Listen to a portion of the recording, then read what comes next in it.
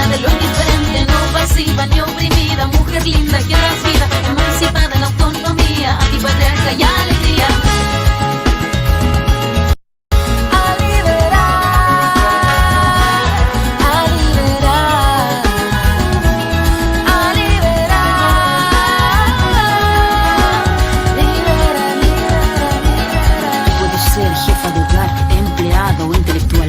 Ser protagonista de nuestra historia y la que agita a la gente, la comunidad, la que despierta la vecindad, la que organiza la economía de su casa, de su familia. Mujer libre se pone de pie y a romper las cadenas de la piel. Tú no me vas a humillar, tú no me vas a gritar, tú no me vas a someter, tú no me vas a golpear. Tú no me vas a denigrar, tú no me vas a obligar, tú no me vas a silenciar, tú no me vas a callar. No sumisa ni obediente, mujer fuerte, insurgente, independiente y valiente, romper la cadena de lo indiferente, no pasiva ni oprimida, mujer linda que das vida, emancipada en autonomía, antipatriarca y alegría.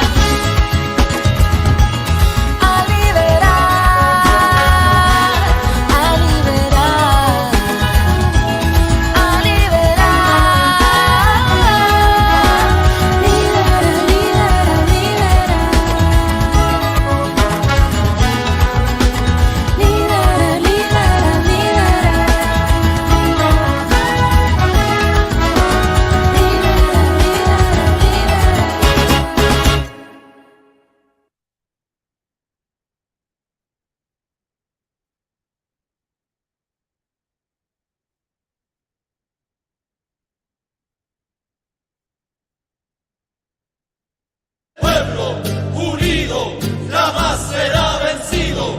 De pie cantar que vamos a triunfar. Avanzan ya banderas de unidad y tú vendrás marchando junto a mí y así verás tu canto y tu bandera florecer. La luz de un rojo amanecer anuncia ya la vida que vendrá. De pie luchar, el pueblo va a triunfar. Será mejor la vida que vendrá a conquistar nuestra felicidad. Y en un clamor, mil voces de combate se alzarán, dirán canción de libertad. Con decisión la patria vencerá. Y ahora el pueblo que se alza en la lucha con voz de gigante, gritando adelante. El pueblo unido jamás será vencido. El pueblo unido jamás será vencido. La patria está forjando la unidad. De norte a sur se movilizará. Desde el salar ardiente y mineral al bosque austral, unidos en la lucha y el trabajo irán. La patria cubrirán su paso ya, anuncia el porvenir. De pie cantar, el pueblo va a triunfar. Millones ya imponen la verdad y acero son ardiente batallón. Sus manos van llevando la justicia y la razón. Mujer, con fuego y con valor, ya estás aquí junto al trabajador.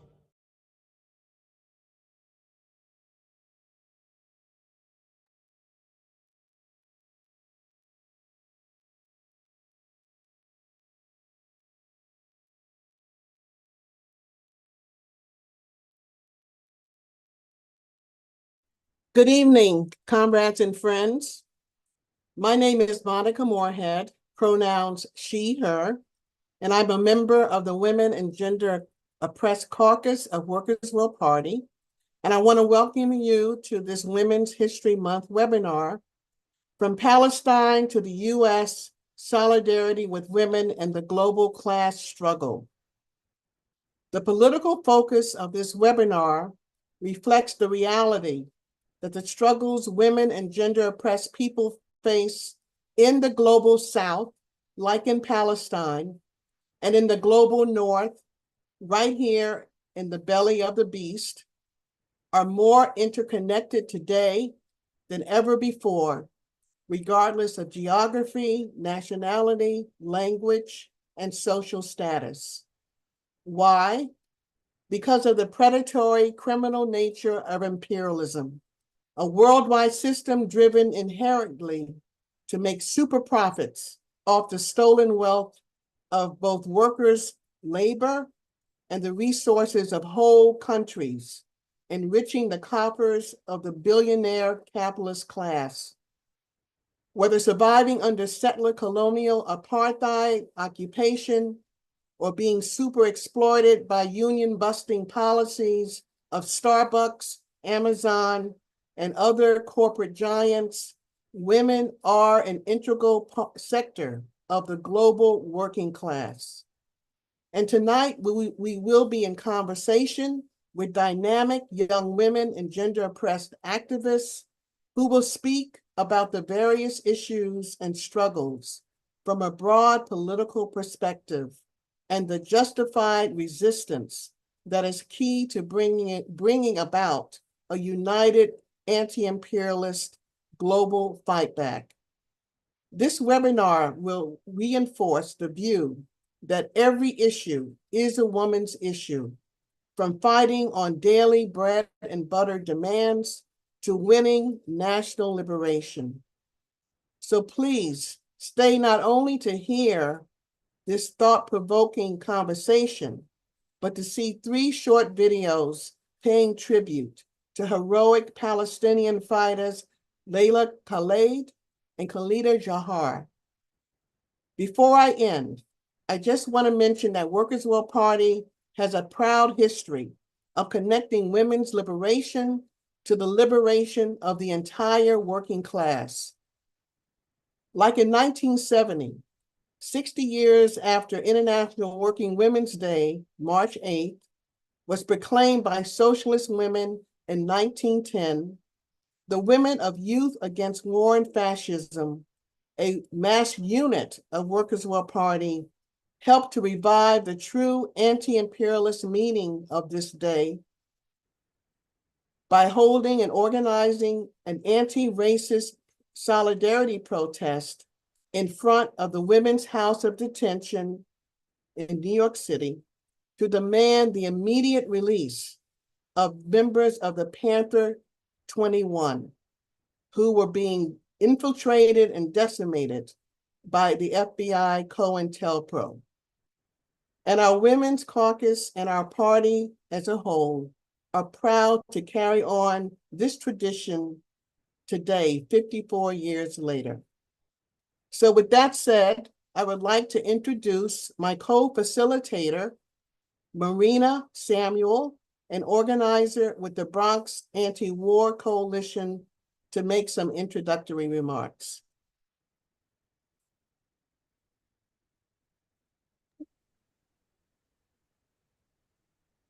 Thank you, Monica. Hi, everyone. My name is Marina.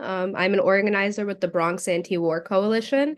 And I'm not going to say too much about our organization because one of our panelists is representing us and our work in the Bronx. But we are an anti-imperialist organization that recognizes and confronts imperialism, not only abroad, but with our own communities as well. And we do this work through various actions, community outreach, and political education. But I wanted to say a few things about Women's History Month. Although March has been designated Women's History Month by the US government, it's just a false recognition of women's contributions to society. Us proletarian women have long recognized the role that we play. We know that the root of women's oppression cannot be resolved with these superficial acts. We know patriarchal relations and capitalism go hand in hand.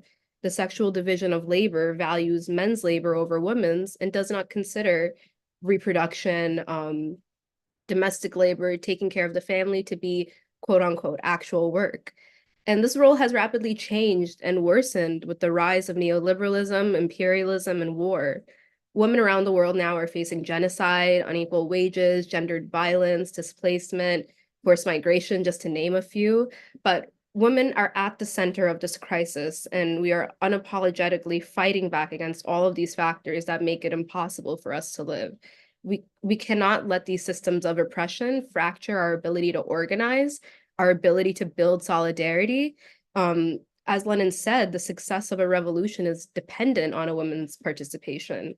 So it's urgent that we have a discussion like this to remind us that equality cannot be achieved until imperialism and capitalism is overthrown.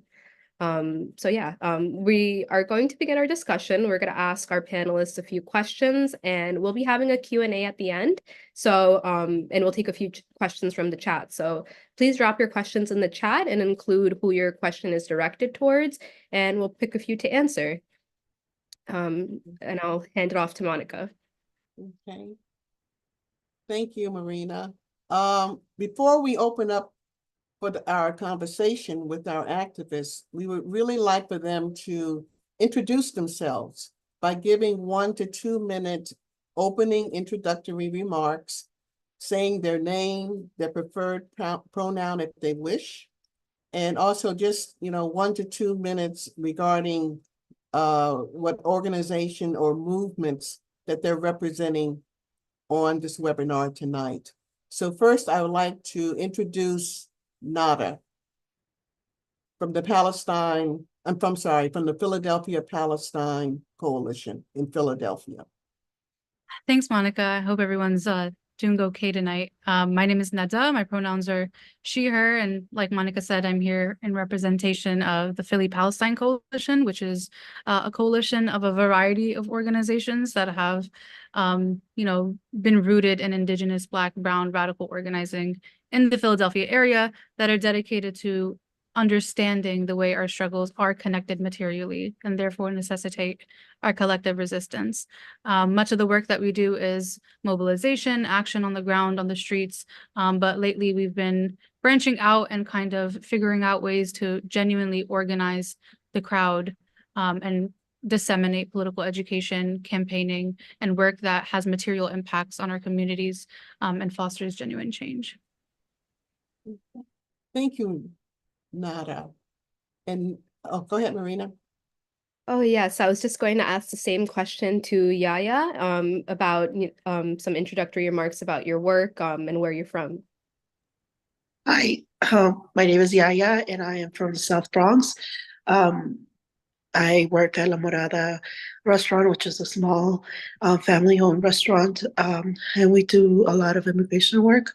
I was born in San Miguel Ahueticlan. I'm Indigenous of Mixtec descent, and my work mainly revolves around welcoming our new neighbors into the New York community, but also just like being in the front lines of immigration rights, let it be just ending detentions or deportation cases, and anything that will help with the quality of life of both long-time and new arrival migrants. Thank you, Yaya. And now we'll hear from Nina.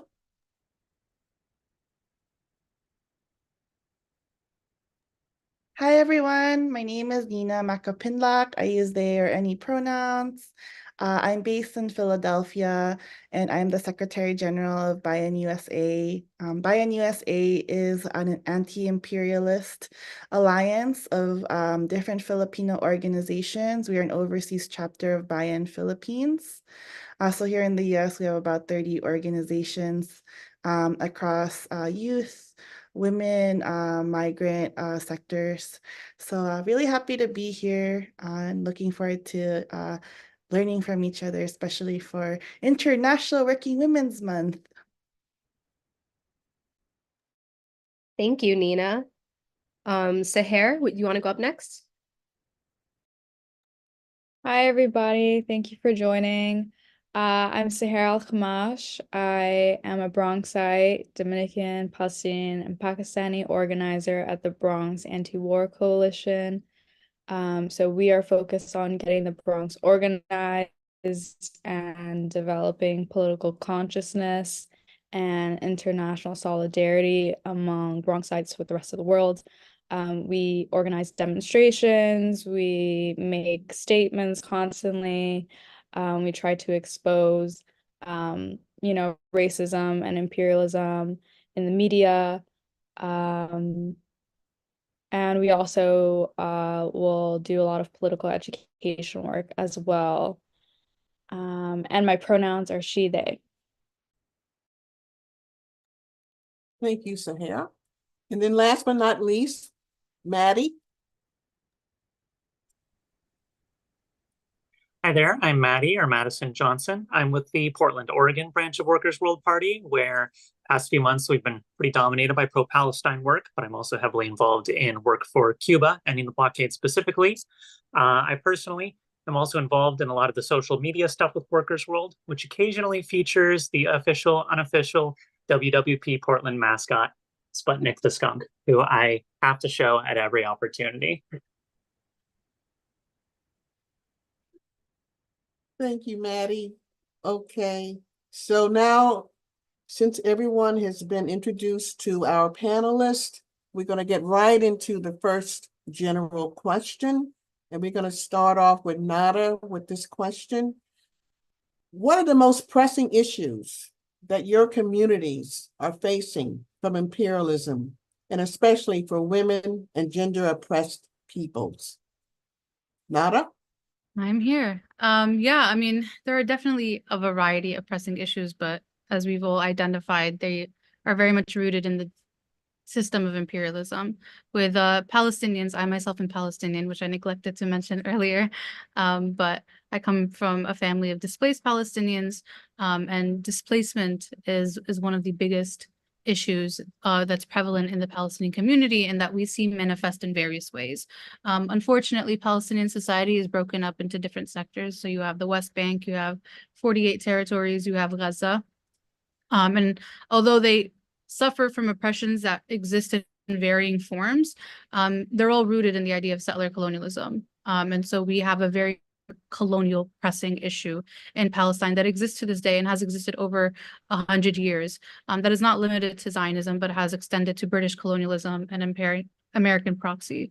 And this is also a form of political violence that takes on gendered forms. Like most political violence, most colonial violence, it varies from gender to gender, but generally it manifests in similar ways.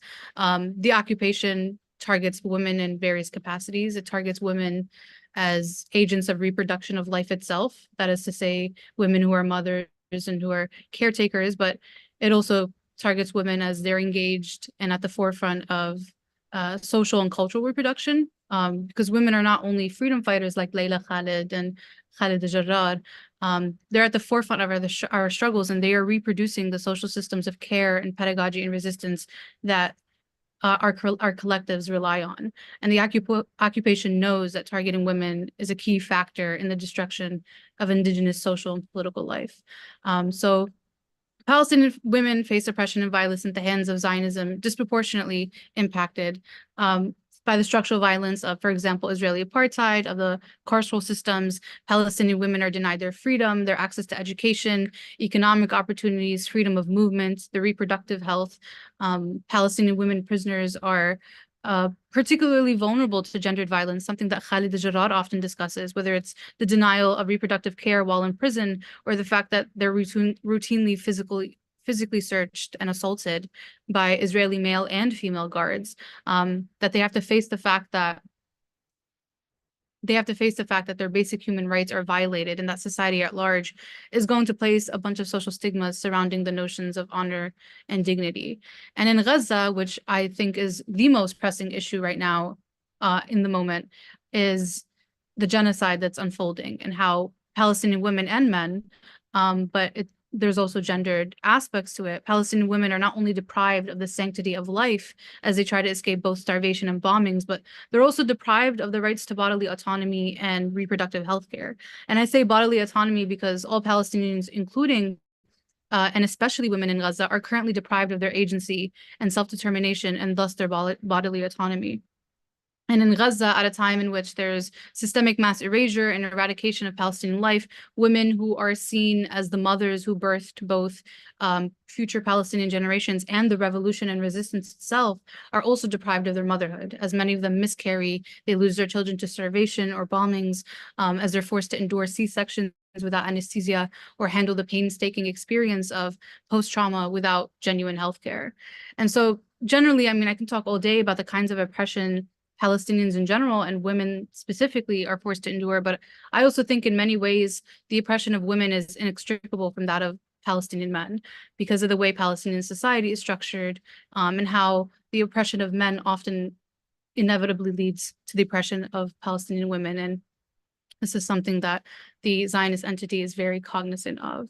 And so if I were to pick two issues that are the most pressing, it would be our Palestinian women in colonial jails, including and especially those in Gaza, who are forced to suffer in what is essentially a concentration camp, as the genocide unfolds as we speak on the 167th day, I believe. Yeah. And can you just briefly talk about women, the role of Palestinian women in the resistance? Yes, absolutely. I mean, there are various ways to look at the role of Palestinian women. On the front of it, it's the idea that Palestinian women are birthing the men who are taking up arms and who are resisting to free the land from the river to the sea. But there are also Palestinian women who have engaged materially themselves in Palestinian resistance. And Layla Khaled is a wonderful example. And I really encourage anybody who's here listening today to read her autobiography, because she spends quite some time talking about how difficult it was for her as a woman to actually engage in the struggle because of the social barriers that exist towards women in Palestinian society and the way that it's structured. Another perfect example is Suhab Shara, who isn't Palestinian by descent, but her integration into resistance was very much tethered to the Palestinian cause, and also faced very similar ideas of how could a woman lead in the resistance, but they are genuinely at the forefront. Palestinian resistance and all of their factions include women who are fighting to free the land materially, to get that land back, because that is exactly what liberation is for Palestinians. It's the idea of land back. And so their integration takes on many forms. In the camps, they are not only physically fighting, but they're also, again, building the social systems of care that are essential to keeping the collective moving. Thank you so much, Nada. Yaya, same question. Hi. So as an Indigenous Oaxacan woman, I'm just going to speak about my experience traveling back to the homeland after not being able to for 30 years, and just like seeing how the Indigenous culture has been exploited by the global North. Many of the first world countries, the United States, Europe countries, they go into Mexico, they extraviate, appropriate of the Indigenous culture. And after that, Indigenous people are not able to afford any of their anything that's theirs. Let it be land, let it be water, let it be the clothing. In Oaxaca now, there's like a big trend of like the food, of how that has been co-opted, and now it's Indigenous food is now seen as something so fancy, fine dining, that Indigenous people can no longer afford it. And while Indigenous people are no longer able to sustain themselves back home, and as my comrade just explained, like it's like Indigenous women who carry on those and pass on cultural practices. We're not able to do so back home because our lands are stolen, our water is stolen and given to American tourism. So we're forced to migrate to North America or to just the global North in search of just the basic resources. Right now, I think the biggest struggle for migrant women in general, or just migrants in general, is just like the fact that migrants are being denied the human right and international right of seeking asylum outside of their country, or especially here in the United States. again, asylum is an international right, and that is being denied. And it's being labeled right now as a migrant crisis due to the mass amount of migrants, but it was never a migrant crisis when we had a lot of folks from Europe coming into, or like white skinned folks coming into this country. It's always a migrant crisis when it's people, brown to black folks traveling. In New York, we are facing a housing crisis, not a migrant crisis, meaning that there's no shelters available. There is no affordable housings available for migrants to have their own saying. And we're very big, La Morada is very big on food sovereignty. We believe that in order that folks should be able to have the right to grow their own food and to eat what they want whenever they want. Inside of these Adams shelters, there are herds. It's a separate system where it's not even the regular DHS, DSS shelter where other New Yorkers are used to going. It's a separate shelter with no regulations. Migrants are fed frozen dinners at best, or regularly we hear stories of migrants being fed spoiled milk and spoiled meals, and this is the meals that are given to kids as well. So I think that one of the biggest struggles right now is just like, again, regaining the right of like the international right of seeking asylum outside of the United States, and also just housing rights in general for the incoming migrants and for long time on house folks. Hey, can you just briefly talk about what are the conditions that force migrants to come to, Sure. The global north, like the United States? Just Yeah, besides our, like for instance in Oaxaca, the water right there, Oaxaca is facing a huge drought due to the just water being stolen and taken to mainly Oaxaca City, which is unaffordable for indigenous peoples. And that's where all the water is being kept. And then we have a lot of forest fires to like the mass tourism that has been developed in there in Oaxaca. But it's more than that. It's also wars, it's famine due to the lack of water. There's like no water to grow your crops. There's it's political. It's a lot of, it's just like nobody will leave their country, their homes and everything in order to travel unless it's like life threatening. So it's just so there's a lot of reasons for folks to migrate that it's not necessarily just because I want to be as a tourist. There's always a life-threatening reason behind that. thank you so much, Yaya. Next, we will hear from Nina.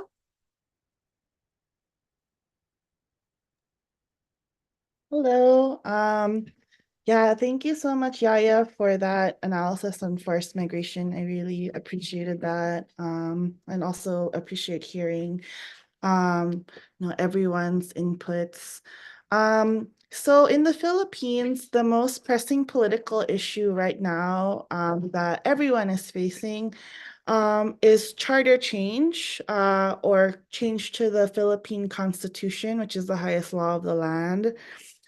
So as of yesterday, the House of Representatives just approved economic amendments to the Constitution, which would allow 100% foreign ownership of public utilities, education, and advertising. So this means opening up the economy even more to foreigners, especially imperialist multinational corporations, to take over our land in the Philippines, to further inculcate our youth by influencing the education system. And this has been a ploy of every administration since 1987. And under Bongbong Marcos Jr., the current president and son of the dictator, Marcos Sr., He is definitely gunning for extension of term limits, very much in the same nature as his father did, to be able to extend his presidency. So even though this first little step just changes this economic provision that one is really a major thing. These economic provisions in the Constitution safeguards the Philippines public utilities, education, advertising from being overrun by imperialist and foreign corporations. He's also really gunning towards making more political changes within the Constitution, specifically around the term limits. So that's really a major issue that the movement and Filipinos in general are facing, and this will have disproportionate impacts on working class and peasant women, because charter change will, lead to depression of wages, further price hikes on goods and utilities, and especially for us here overseas, the depreciation of remittances that migrants are sending back home to their families. But if we're to talk about women and gender oppressed peoples, it's definitely important to have a more systemic analysis of what's going on in the Philippines. So for us in the Philippines, we are a semi-colonial, semi-feudal country, meaning that even though we're technically a sovereign nation, we are still very dominated by the US. And in terms of the semi-feudal part, it means that most of the population are landless peasants. So people who work the land and exchange their harvest for money or other payment instead of receiving a wage. And so the way this plays out in culture and gender relations is really important because semi-feudalism is really the base of feudal patriarchy, where women are seen as property. So in the Philippines, peasant women and children are often sold to landlords as payment for their debts, which most peasants are in due to the neoliberal policies that are imposed on them or imposed in the Philippines, such as the lack of protections on the prices of goods of local producers. And feudal patriarchy is further propagated and reinforced by colonial institutions like the Catholic Church, which popularizes cultural expectations of Filipino women like obedience, weakness, and piety. For women workers, they not only experience the oppression and exploitation of workers overall, but experience it doubly as women workers because of the gender gap and discrimination in the workplace. The yearly income of 10% of the richest families with 38.4 billion US dollars is equivalent to the yearly income of 50% of the poorest families in the Philippines. And so if charter change were to, push through in the Senate, especially with these economic provisions, it would really widen that class divide and make that figure even worse. Another thing is women are disproportionately affected by US militarism, with many women being part of the sex trade that pops up, especially around army bases. So there's actually 4 additional bases in the Philippines that are being opened up to be accessible by the US as the US stokes aggression in Asia Pacific against China. So yeah, those are some of the issues that we're facing.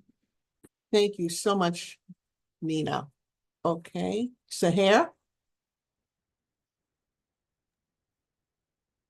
So I want to start out by saying that the Bronx is a predominantly working class, black and brown, borough. And so we see imperialism like really sink its teeth in our borough by exploiting the vulnerabilities of working class people. So I think one really pressing issue is like military recruitment in the Bronx that purposely are, targeting our young people. So we have like military recruiters right outside high schools or sometimes even inside high schools trying to recruit these young people who don't have a lot of economic opportunities or like educational opportunities to survive out in this world, and coercing them to fight in these wars for the ruling class, for imperialists, um, oftentimes like sacrificing their physical well-being, their mental and emotional well-being, for an unworthy cause. Um, Another issue that we have is just sellout politicians. So we have politicians like AOC and Richie Torres who love to remind people that they're from the Bronx and that they're people of color without actually representing and helping, the needs of Bronxites. So they will often provide cover or, financial support, for Zionist crimes, for imperialist wars, when in reality, like here in the Bronx, there is a major issue of underfunding. We have buildings burning because people are not having their apartments warmed, and it's just a bunch of fire hazards. Underfunding in our schools, um, things like that. When we want to focus on like the issue of, gender oppressed people and women in the Bronx, like I said, it's mostly working class people, so women are not being really compensated for their reproductive labor, for their domestic labor and childcare. And that takes a major toll on an individual when you have to work full time and take care of your children, especially when there's not a lot of resources provided for childcare, public resources for childcare. And also we have to consider like incarceration and policing, targeting, our men in our community, and stripping away that support from the family unit. Um, I think also it's important to talk about, migrants in the Bronx because, we have a big immigration population in the Bronx, particularly because, it's out of all of New York City, it is more affordable, although it's still like pretty bad and getting worse. But we do have a lot of migrants who come in, and reside in the Bronx. And oftentimes, like the reason, kind of like what Yaya was saying, is that, people are being displaced from their homelands, and so they're coming to the Bronx. Um, and it's interesting because actually, when the Bronx Anti-War Coalition, when we do our organizing work, we often find we have an easier time relating to people in the Bronx, and that people just kind of have a more inherent understanding of imperialism and all these injustices and all these systems of oppression because it is their lived experience. Whereas when we do work in, Manhattan or Brooklyn, like people don't get it as much or they're not as supportive. Um, yeah, I think that's pretty much what I have to cover. I don't want to take up too much time. Yeah. Okay. Thank you, Sahara. And I just want to point out that if you go to workers.org, which is the our own online paper for Workers' World, you will find an excellent article that Sahar wrote called Bourgeois Feminism Against Palestinian Women. And it's so insightful, so insightful, to hear this analysis, from this young, dynamic, activist who we just heard. So I really want to urge you, to read this article. It's really, really fantastic. So I'm going to call on Maddie now. I'm going to get a bit foundational with it. So we understand that imperialism is what fuels capitalism. In the current stage of development, they are necessarily intertwined. You can't have one without the other. But it's European class society that has shaped our conception of what family, gender roles, sexuality mean, and it was spread through colonialism. So there's this common colloquial understanding that heterosexual nuclear families are some ancient and natural phenomenon. I worry that people watch the Flintstones and think that's a genuine representation of what things were like, minus, of course, the televisions and cars. But there were countless pre-class societies all over the world that were matrilineal, that were matriarchal, where women were the political and the spiritual leaders, where queer people were not just accepted, but sometimes necessary for those cultures. And so there are all these texts where Europeans would arrive in the Americas and be shocked by the, quote, natural and demonic forms of gender expression and sexuality in families that they saw. But those structures that the Europeans thought of as natural only started to develop as the property form started to develop. You know, as society became static and the land became divided, as the property form began to take place, you needed this method of inheritance. You needed men to be able to pass down their property to their sons, and so they needed this very clear delineation, I guess, of who a child's father was. Whereas before in pre-class society, you didn't always know that. And so those who didn't fit into this structure, who called into question this clear inheritance, or who undermined this idea of male supremacy, that men should have the active as opposed to the passive role in society, those did not really have a place in the system. So people like independent women or gay men, or in my case, trans women, we called into question these sort of power structures. But we know that capitalism holds within it the seeds of its own demise. So as the contradictions here sharpen, the system's internal logic starts to collapse under its own weight. You might ask questions like why the suffragette movement in the UK and the US happened when it did. Well, it rose alongside industrialization. As women were pushed into the public sphere, they began to gain more power, more control. You might wonder, why were women started to were started to be introduced into the university system? It wasn't purely out of this ethical need for women to have an education. It was because the United States wanted to catch up to the Soviet Union, which was using women in the sciences. The US realized, if it has half of its population in the homes, well, we're going to fall behind. So there are all these sort of things. And as women started to gain autonomy, and bring into question the logic of the system, that also paves the way for queer people to do the same. And so today, we're starting to see, what we've been seeing, this rise in feminist pro-LGBT movement as the contradictions of capitalism sharpen. But we've also seen simultaneously along with it this reaction, this rejection of it. In countries across the world, including here in the United States, there's this widening ideological rift between men and women, where men are becoming more conservative and women are becoming more progressive. And I think a big part of the reason is because capitalism is starting to collapse under its own weight. You no longer have this system in which, the men work and bring home all the money and the women stay home and just play a domestic role and take care of the kids. Because capitalism requires constant extraction. It needs to keep extracting profit.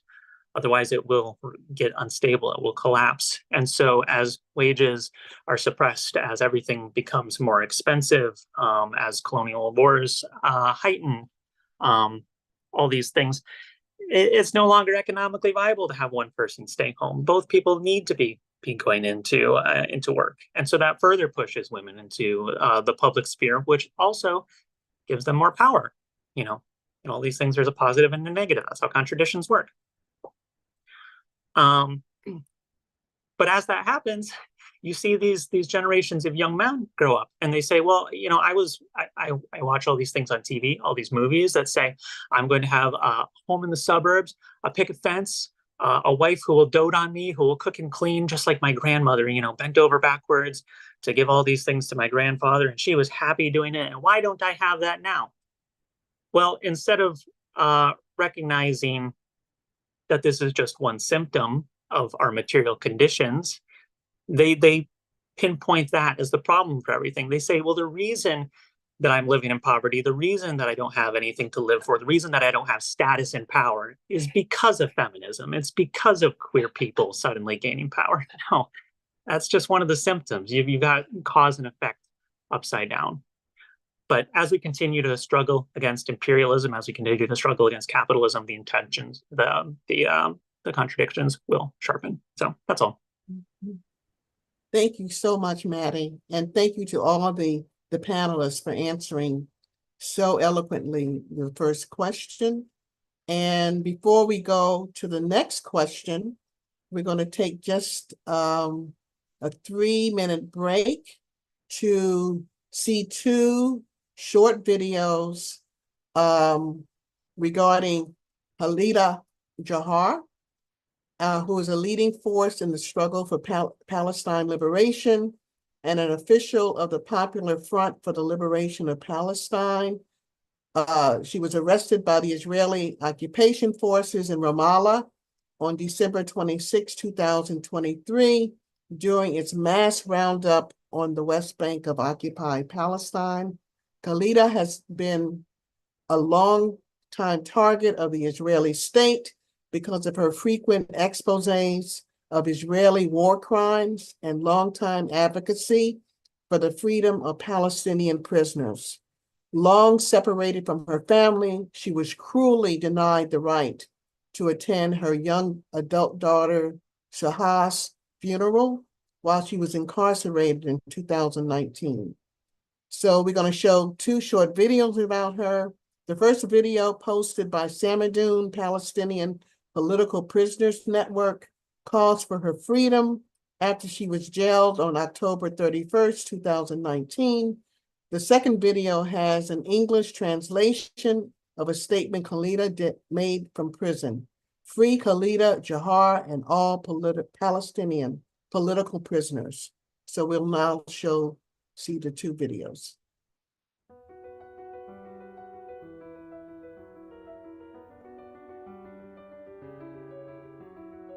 Prison is not just a place made of high walls, barbed wire, and small suffocating cells with heavy iron doors. It is not just a place that is defined by the clanking sound of metal. Indeed, the screeching or slamming of metal is the most common sound you will hear in prisons. Whenever heavy doors are shut, when heavy beds or cupboards are moved, when handcuffs are locked in position or loosened. Even the bosta, the notorious vehicles that transport prisoners from one prison facility to another, are metal beasts.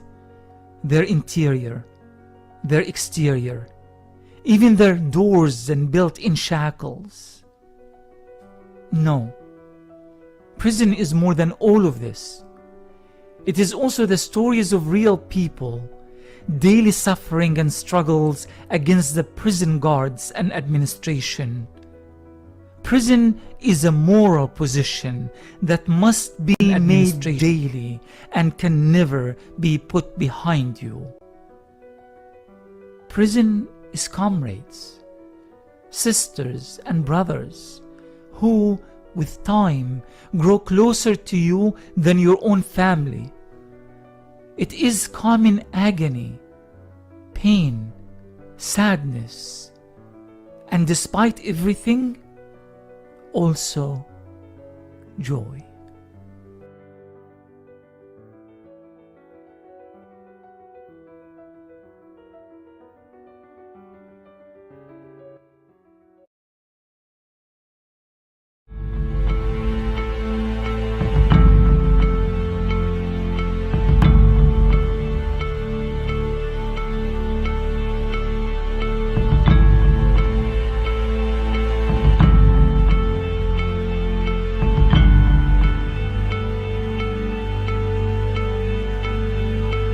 ويجب أن نحمي أبناء وبنات شعبنا. يجب أن نتوحد جميعا بأن الاحتلال لا يميز ما بين أبناء وبنات الشعب الفلسطيني.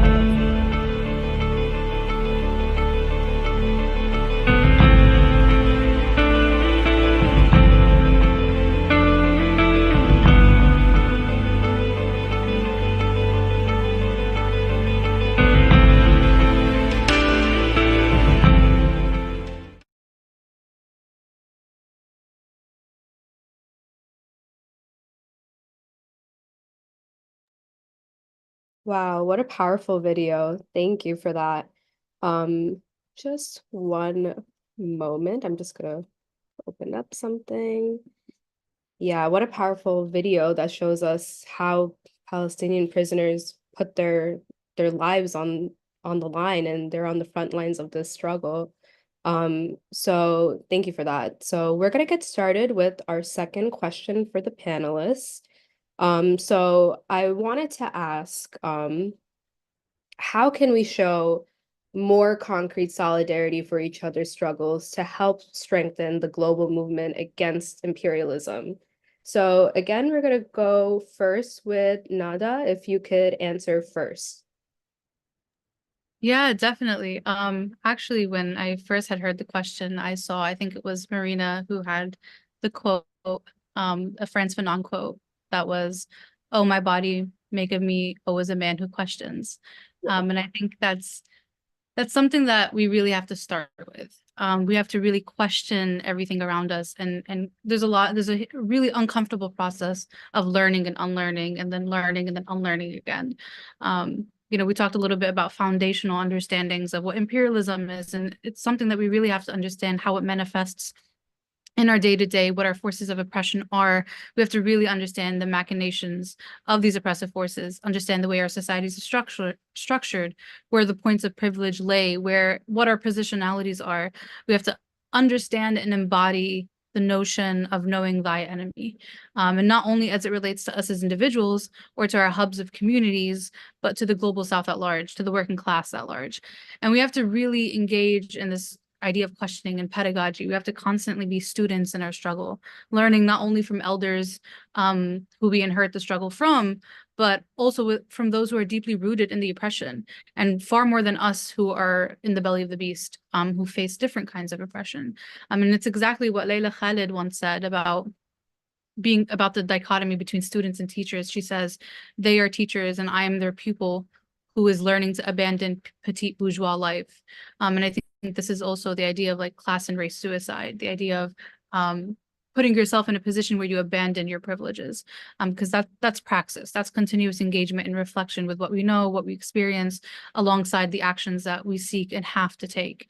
We also have to have a genuine understanding of each other's struggle beyond the surface of we're just oppressed or we share a certain kind of oppression, because a lot of it is materially connected, and there are tangible lines that you can draw between all of our struggles. And the more we see them, the more we're able to actually serve the world revolution, like Ghassan Kanafani says, of the idea that imperialism is everywhere and it lays in Africa and in the Middle East and in Europe, and wherever you strike it, you serve it, the world revolution. And we have to really strike it at the same time. And that's why this process of learning and unlearning is important. It's recognizing that solidarity is not enough as much as we think it might be. If we understand our struggles to be inextricably materially linked, we also have to understand that we must remove ourselves from the passiveness of mere solidarity and engage in a genuine joint struggle.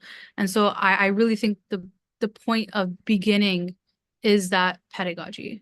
It's that political education, it's that immersion into communities, into subsects of the struggle. And only then can we really understand what our vision for liberation is, and then what our strategy for organizing the masses are, to engage in genuine solidarity. I think that's really what's important. Thank you for your answer. And thank you for pointing out the Fanon quote. No one ever notices that. But I actually wanted to ask you, since October 7th, we've seen such a mass growth, I would say, in consciousness and political consciousness. And I just wanted to ask you, in your opinion, how has this movement changed in terms of the way that people are thinking about Palestine now? Yeah, I think I've perceived a radicalization of the way that we approach the Palestinian question, which I deeply appreciate. I think a lot of the times before October 7th, there was a passiveness around the way that we discuss Palestine, the need to adopt liberal language and to address the Palestinian question in a way that appeases institutions, that appeases imperialism generally, the idea that we make concessions and language code and whatnot, and that still exists to a certain extent, but I've been it's very profound to see the way that we are starting to engage with the Palestinian struggle on a much more material and literal level, where we're listening to what's going on in Gaza, we're listening to our resistance fighters, we're having webinars like this where we are unashamed of the fact that Layla Khaled and Khaled Jarrar are some of the most important people in the struggle who we have learned and inherited the struggle from. I think in terms of learning, we're starting to take on after Palestinian leaders and becoming pupils of these teachers.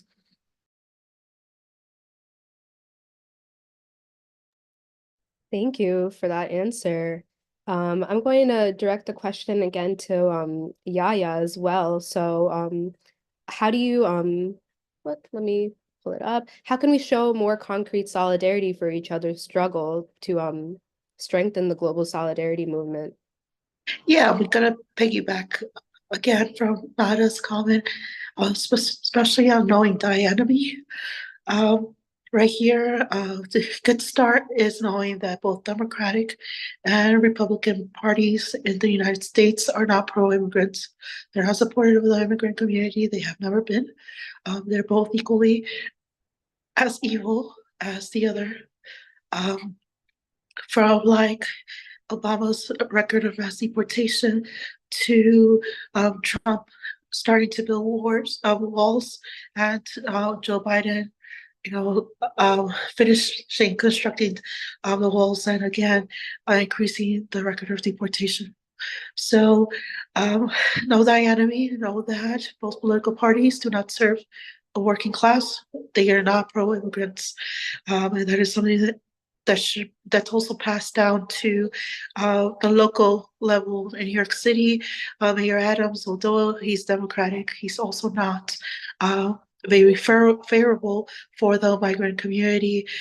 He has devised something called the asylum seeker state of emergency, which is what allows him to be able to create this separate and unequal shelter system, and give major contracts to his to close donors, as well as to contractors, like for instance SLSCO,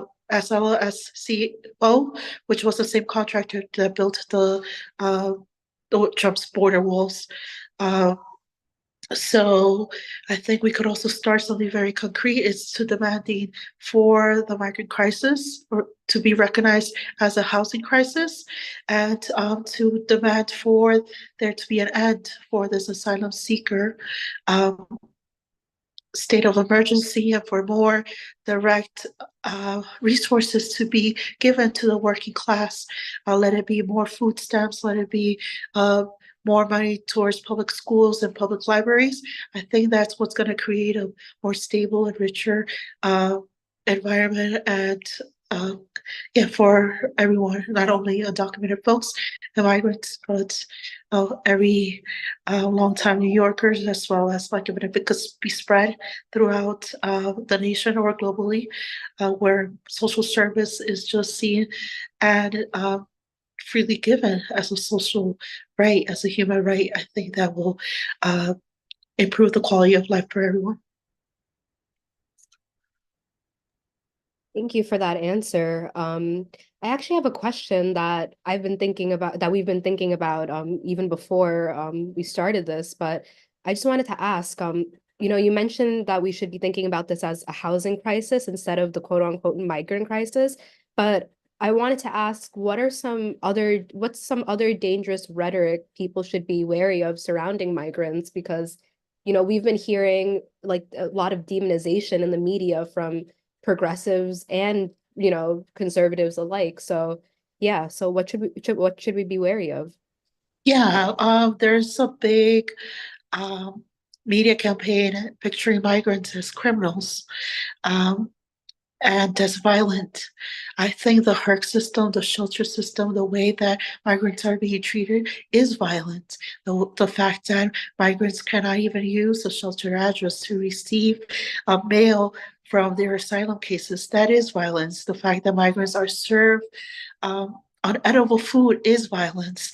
The fact that migrants are constantly given an unstable place to sleep in and moved every other month or at most, because sometimes they're just kicked out of the management will, is violence, especially when big contractors big contracts are being given to already multi-millionaire folks like our XR, who is a big money donor to the Adams administration. Um, so when we talk about violence, it shouldn't also be, we have to look at the whole large context of what violence means to and all the players and see how the NYPD, which is the cops here in New York City, are constantly harassing and constantly provoking migrants to self-defense. And that is exploited in the media as migrants being violent, what without like without with by omitting a lot of like the four facts. Also, like the system is also very violent in which migrants are forced to be street vendors and to work outside of the system to make a living. And the fact that their belongings are stolen, their bikes are stolen for delivery workers, that is also violence. That's taking away their only means of food. So we have to see, if we are going to compare violence, we have to also see how violent this democratic system is, and drawing connections, drawing lines to the Palestinian movement. It is these democratic candidates, it's these democratic politicians who are also receiving money from APEC, who are also anti-immigrants, and who are advocating for more uh, actually against like Gaza, and not accepting that there's a genocide. It's all these anti-migrant politicians who call themselves democratic, who are also supportive of genocide. So I think this is one very visible line that we should always have present, as to seeing how our working classes struggles are connected, and they will never be for the working class. Thank you so much for that answer. I also want to remind folks that if you have any questions, just to drop it in the Q&A. We might have time for some at the end. But yeah, I'm going to go to Nina. Same question.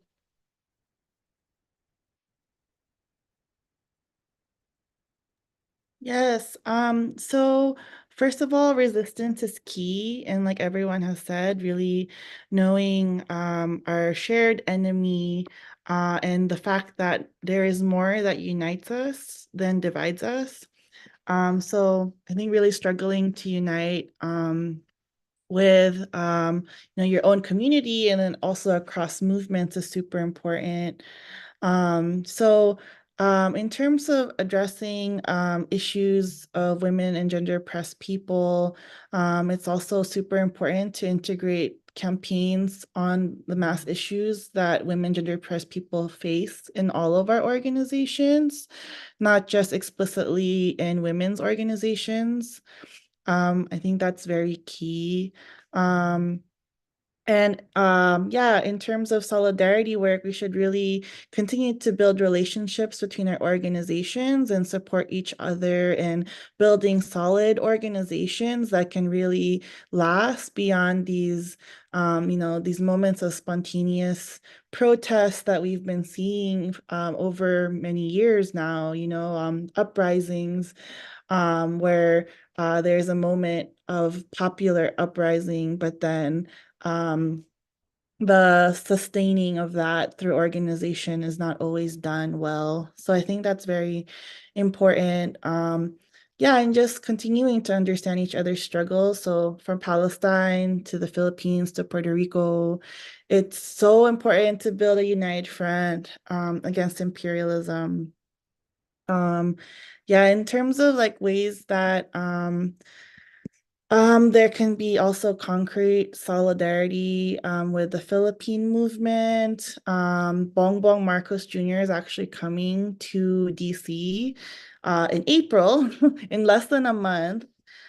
He will be meeting with Japanese Prime Minister Kishida and President Biden to talk about forging their military alliance in the Asia Pacific. Without a doubt, as part of the US's military aggression against China. So we will be releasing details on mobilizations around that. We are also mobilizing against NATO this coming summer. So I think that's also a flashpoint where many of us, all of our movements can come together to make a stand against imperialism. And then finally, I think, supporting our organizations financially is really important. So Bayan USA is actually fundraising right now to support our campaign initiative, US Out of the Philippines. And we are, collaborating with Workers World, as well as many other organizations make this campaign successful. So yeah, it'd be really great to also donate to people's organizations like Bayan and Workers World. I can put the Venmo in the chat, but those are some concrete ways that we can be in solidarity with each other. Thank you, Nina, for your answer. And yes, please put it in the chat so we could all be aware of that. Saher, you want to answer the question? Yeah, I second everything that everyone has said in response to this question. I think education is a really important discipline that everyone needs to work on. I know, like, I myself, as an organizer, am still like studying so much and trying to learn so much about all these different struggles and drawing the parallels between them. There is this Asada Shakur quote that goes along the lines of uh, like the capitalist state is not going to provide you the education you need to overthrow it. And so we really have to go out of our way to, you know, to learn, to study, and to attend things like these webinars that help us draw these parallels and notice these themes throughout communities. Uh, I think also, sort of to the point that Nara brought up, is going beyond even just this idea of solidarity, but like as something passive, but also recognizing like what are we willing to sacrifice? How are we willing to struggle alongside our comrades? And what are we willing to give up, time, resources, things like that. And honestly recognizing that, things that we think of as sacrifices or things we're giving up is actually leading us to greater abundance, like when we think about, supporting our local vendors, supporting people who, are working on the grounds, like that uplifts our community as a whole. And I think there's a lot of like decolonizing of our own mind that we need to do, which is also tied into education. We need to continue like calling out, racism in the media, Islamophobia in the media. Um, I know like the Bronx faces a lot of like environmental racism, the way like just a lot of rhetoric in terms of like how people regard the Bronx and the people who live here. Um, in terms of like concrete solidarity, I think the Bronx is, there is this looming threat of gentrification in the Bronx, and in the ways that it's like affected Brooklyn, Queens, and certain neighborhoods in Manhattan, and it hasn't affected the Bronx as much as it has these other boroughs. But like I said, there is this looming threat, so we really need to um fight against that and fight against these businesses that are very sort of discreet, but they're trying to aestheticize the Bronx, and this is particularly in the South Bronx, in order to appeal to gentrifiers and trying to get them into these luxury buildings in the South Bronx. Um, there was one more point I wanted to make. Sorry.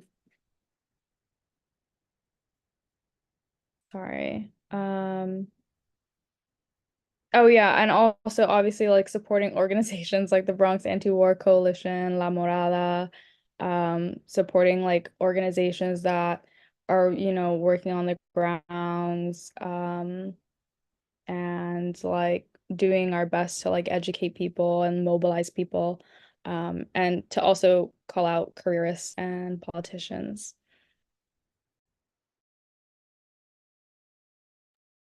Thank you, Sahar, for that answer.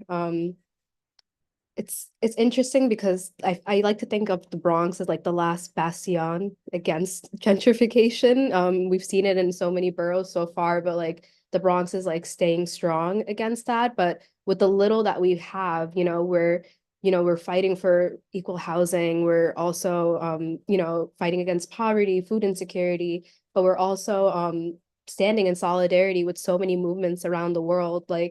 I remember there was a mural of Hugo Chavez visited the South Bronx, and he paid for a bunch of people, a bunch of big neighborhoods heating bills for one winter, and they created a mural of him. So I just think that there's so many cross-cultural connections with the Bronx and so many other international movements. But thank you for that answer.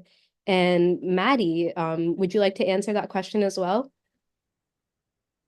Yeah, so first of all, I just want to reaffirm that what we're seeing in Palestine is indeed a genocide. But sometimes all the horrific pictures that we see coming out of Palestine, people being blown apart by bombs, the horrific famine can obscure the bigger picture, which is, of course, something that a lot of radical progressives have been saying, that this didn't start on October 7th, that this has been happening for decades and decades, and that the root cause of what we're seeing here is colonialism, that we have to push beyond simply a ceasefire, as a lot of liberals are doing, as a lot of liberals are saying, push beyond that to a single democratic state with equal rights for Arabs and Jews. That is the only way we're going to be able to move forward on this. It's going to be a very difficult road, but it is necessary. And liberation of Palestinian women and gender oppressed people can only come from that. That is a prerequisite. Decolonialism, absolutely necessary. Secondly, here in the imperial core, though our suffering is, of course, not as acute as what is happening in, say, Palestine or Cuba or Sudan, bullets can remove fighters from the struggle, but so can despair. Despair is anathema to revolution. And so we have to be there for each other. Mental health is important. It can't be forgotten. I've had so many friends who are just beaten down by their jobs, who are absolutely miserable day to day, and they just want to run off in the woods and hide there, which is not a solution. It is not a collective solution for all of us. And so sometimes it's just as simple as checking in on your friends. I mean, I know it sounds small, but sometimes that's all somebody needs in a given moment, particularly your friends who are people of color, particularly your friends who are LGBTQ. There have been so many studies that have shown when it comes to transgender youth that the number one indicator of whether or not they're going to be suicidal is if they have support from their family. Familial support is the number one thing. And that extends to adults as well. I know it sounds silly, but sometimes it's as simple as if you hear somebody misgender your friend, speak up for them. Because I know, like me, a lot of trans people are really afraid to do that, but it really does mean a lot. And then thirdly, something I have to bring up at every possible opportunity, and I think everyone should be doing, is climate change. Climate change, my God.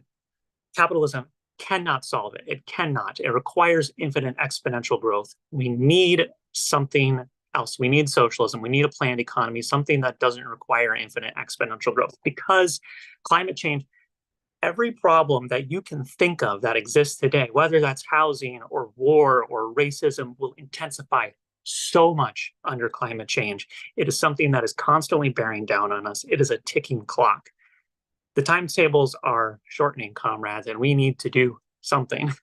So that's all. Thank you, Maddie, for that answer.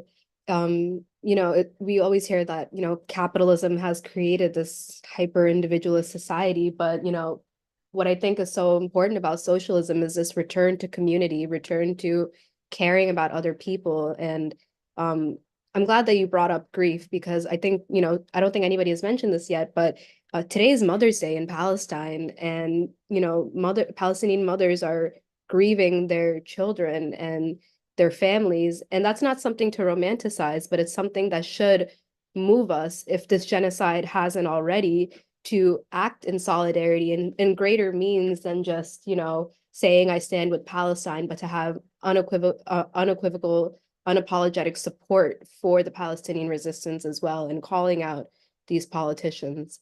But yes, thank you all for these answers. This was so amazing and enlightening. So we're going to take some questions from the audience to chat.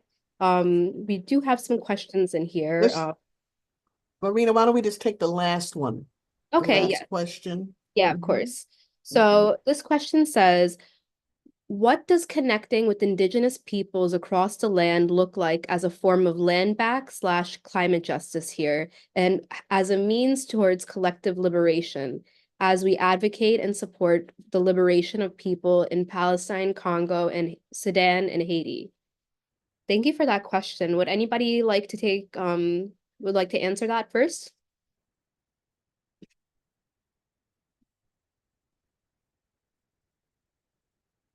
Do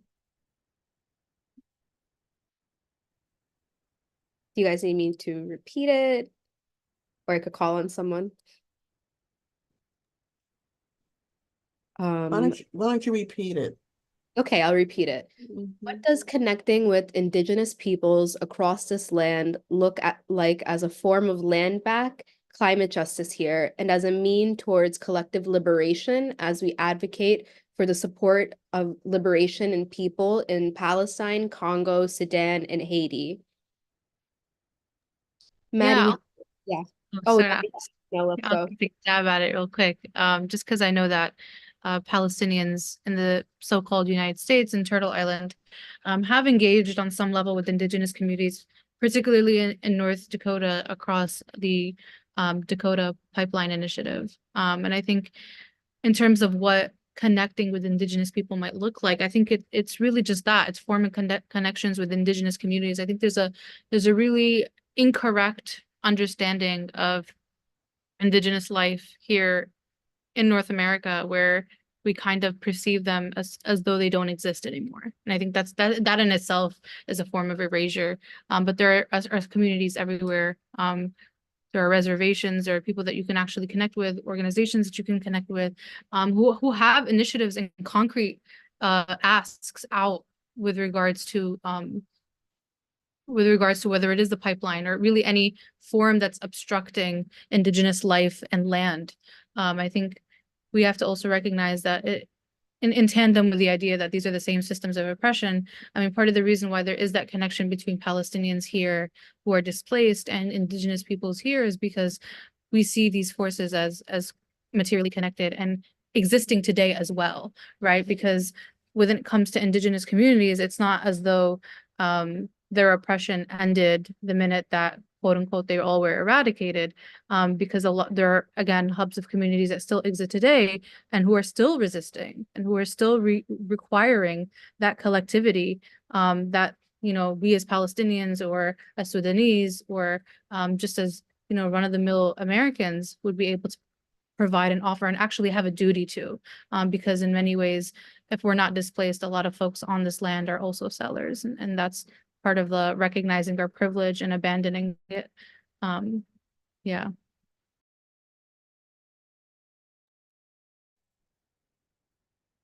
Thank you for that answer. I think this is a very important question because I feel like the rights of indigenous people have been so neglected. You know, when we talk about settler colonialism, we cannot talk about America and the fact that this is a settler colony in itself, and that you know, indigenous people's resources are constantly being extracted, exploited, their communities are as well. But yes, thank you so much for that answer. So before we end this Q&A, Monica, I think you have some announcements, right?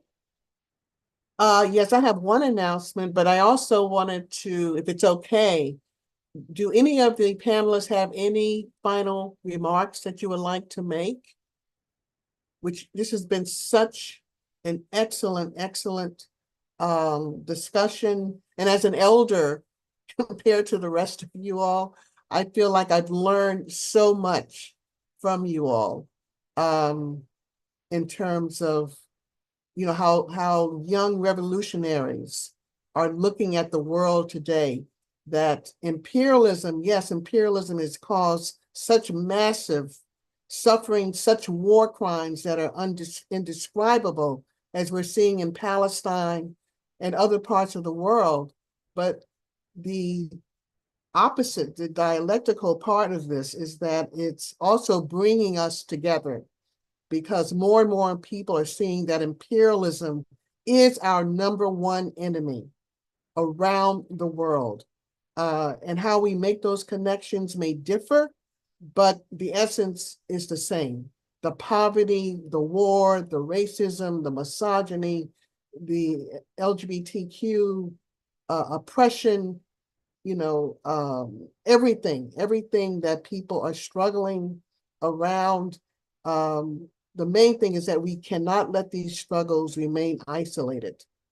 They cannot remain isolated. And I think what the Palestinian struggle, especially at this moment, is doing is helping to unite, you know, the world, and to expose really what imperialism is all about. And this class consciousness, this rising class consciousness, is not going to go away.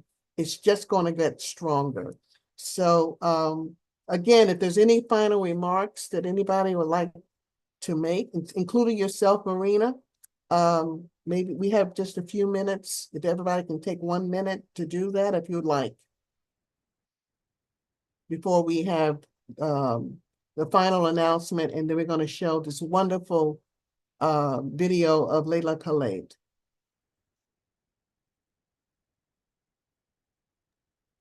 Just wanting to say thank you so much for everyone who tuned in.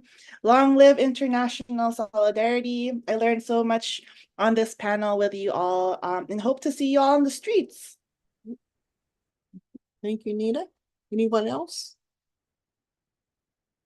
Yeah, I just absolutely want to echo everything that, you know, Nina just said. I'm very appreciative of this panel, and I'm really excited to see Leila Khaled even on screen. So yeah, just, you know, many thanks, and I appreciate the joint struggle that we're engaging in right now. Thank you, Nada. Anyone else? Yeah, I just wanted to say how grateful I am that, you know, everybody was able to speak and share their perspectives, and I've just learned so much.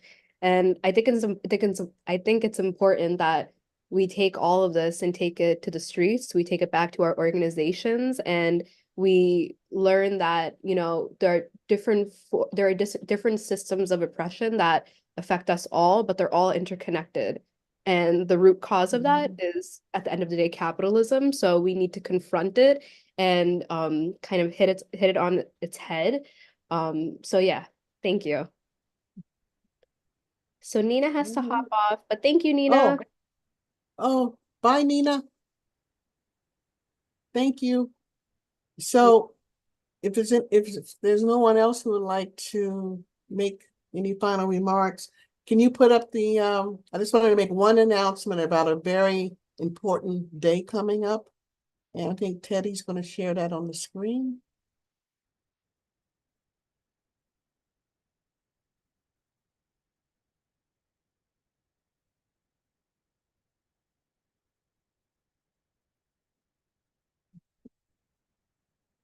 Okay.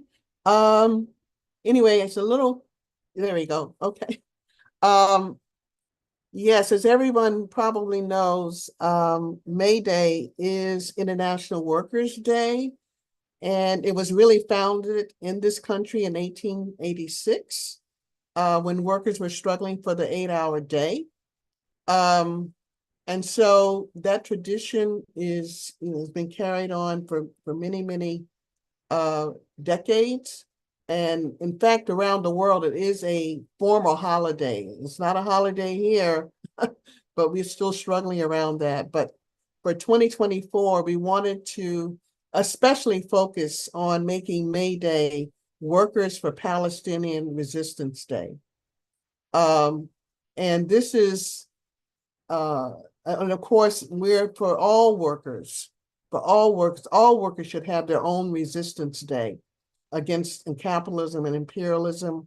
But anyway, we wanted to especially pay tribute to the Palestinian resistance that is, again, doesn't get enough attention, especially in this country.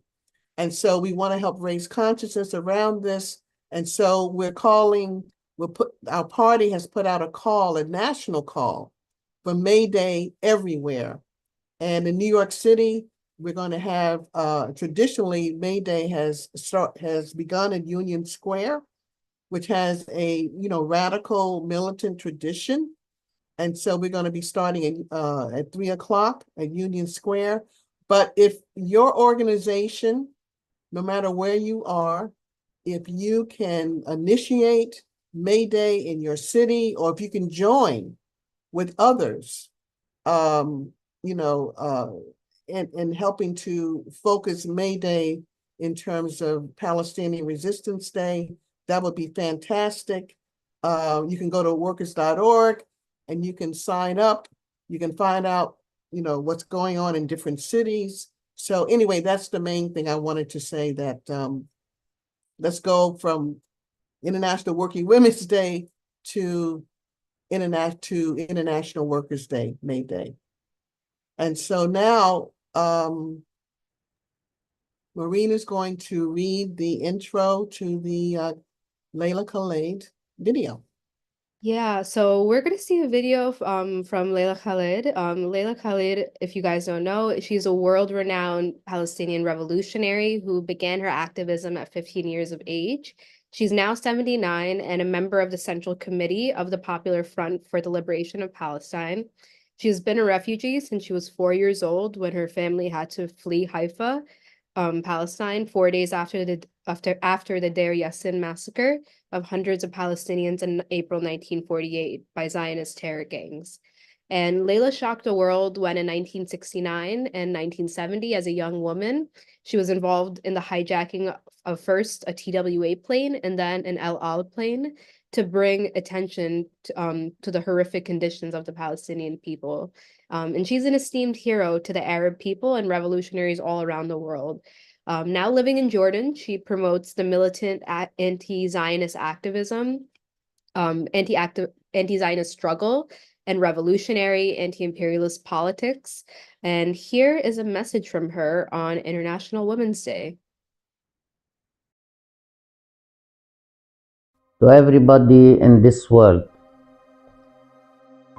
I'm calling upon you to escalate the struggle against the state of Israel and its allies, especially the colonialists in Europe and the United States of America, which is supporting Israel with all arms and whatever for the support of Israel, who is attacking our people since 5 months.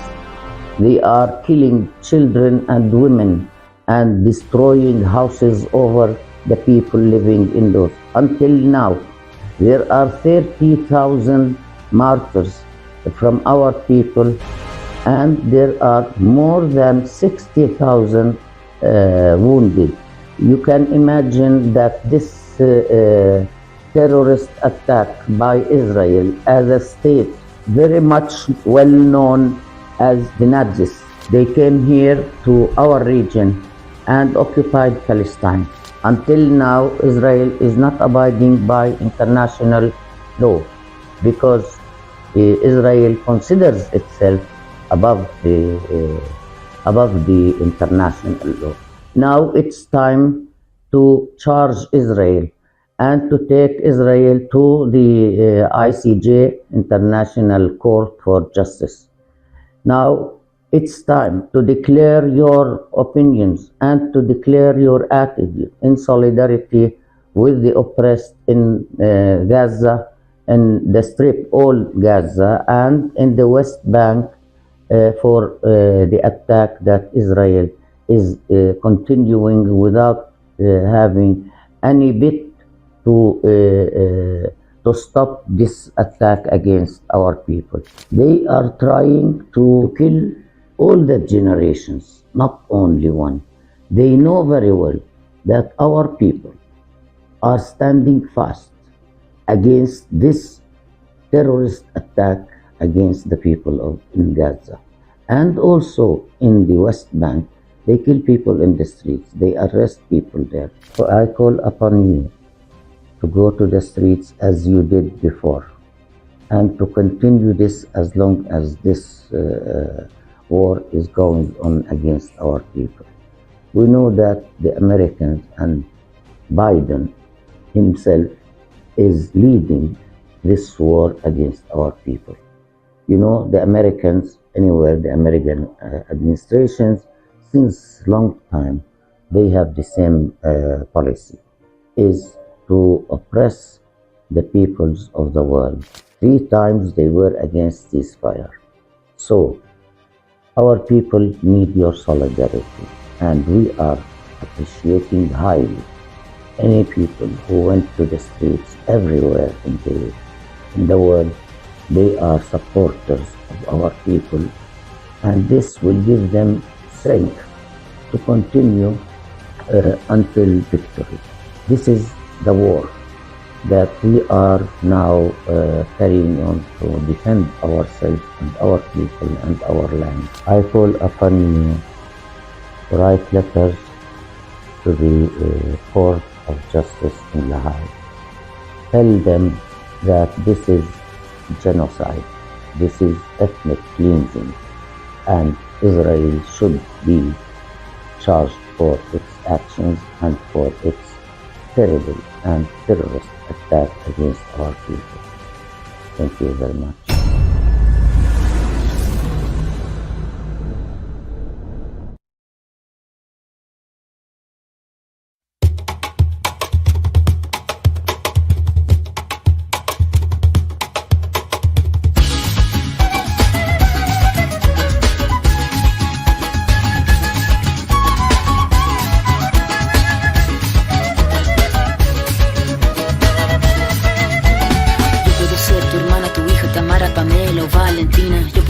Tu gran amiga, incluso tu compañera de vida. Yo puedo ser tu gran aliada, la que aconseja y la que apaña. Yo puedo ser cualquiera de todos, depende de cómo tú me apodas. Pero no voy a ser la que obedece, porque mi cuerpo me pertenece. Yo decido de mi tiempo, como quiero y dónde quiero.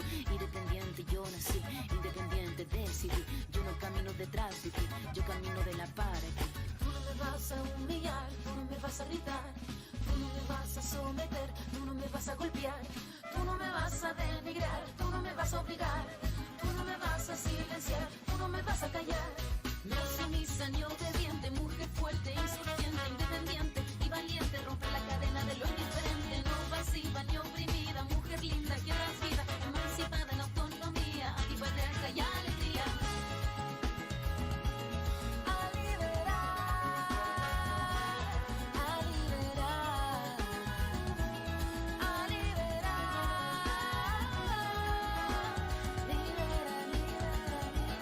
Yo puedo ser jefa de hogar, empleado o intelectual. Yo puedo ser protagonista cuenta de nuestra historia y la que agita a la gente, la comunidad, la que despierta la vecindad, la que organiza la economía de su casa, de su familia. Mujer libre se pone de pie y a romper las cadenas de la piel. Tú no me vas a humillar, tú no me vas a gritar, tú no me vas a someter, tú no me vas a golpear, tú no me vas a denigrar, tú no me vas a obligar, tú no me vas a silenciar, tú no me vas a callar. No sumisa ni obediente, mujer fuerte, insurgente, independiente y valiente, romper la cadena de lo indiferente, no pasiva ni oprimida, mujer linda que da vida, emancipada en autonomía, antipatriarca y alegría. A liberar, a liberar, a liberar. Libera, libera, libera. Libera, libera, libera.